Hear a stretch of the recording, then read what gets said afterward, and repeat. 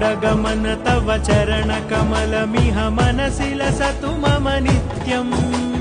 गरुडगमन तव चरणकमलमिह मनसि लसतु मम नित्यम् मनसि लसतु मम नित्यम् मम तापमपाकुरु देव मम पापमपाकुरु देव मम तापमपाकुरु देव मम पापमपाकुरु देव